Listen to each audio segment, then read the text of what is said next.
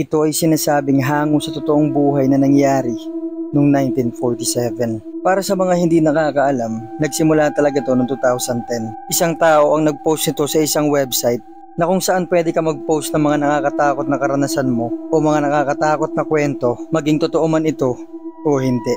Naging hati ang opinyon ng mga nakabasa nito na kung totoo ba itong nangyari o kwento-kwento lang. At dahil hindi nga nila alam yung tunay na pangalan yung nag-post nito, ay hindi na ito nakumpirma. Pero kung maniniwala man kayo dito o hindi, subukan nyo lang sundan tong kwento na to, na totoo naman na nakakatakot at nakakakilabot isipin, at kayo nang bahalang magdesisyon sa sarili nyo. Ito ay ang sikat na kwento na tinatawag na Russian Sleep Experiment.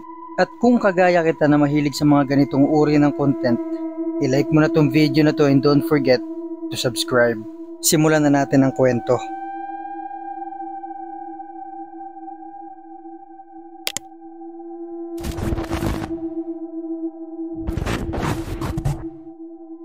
Nagsimula tong kwento na to pagkatapos ng ikalawang digmaang pambuong mundo o World War II. Ang iba't ibang bansa ay nag-iisip kung paano kaya sila mananalo sa mga susunod na digmaan. Yung iba nag-uusap-usap ano kaya kung gumawa tayo ng napakaraming atomic bomb. Yung ibang bansa naman naiisip gumawa ng mga advanced na eroplano, mga barko, mga sasakyang pandigma para kung sakali man na magkaroon ulit ng malaking gera ay handa sila.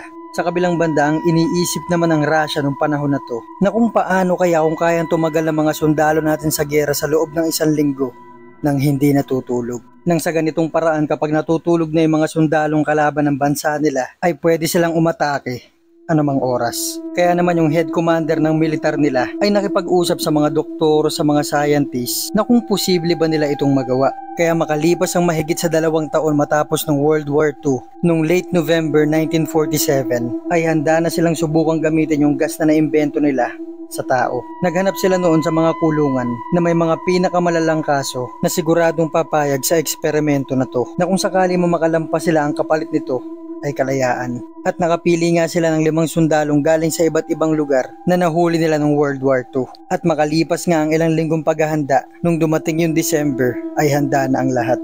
Pinangakuan nila itong mga to na malilinis ang lahat ng kaso nila kapag nakatagal sila ng 30 araw nang hindi natutulog.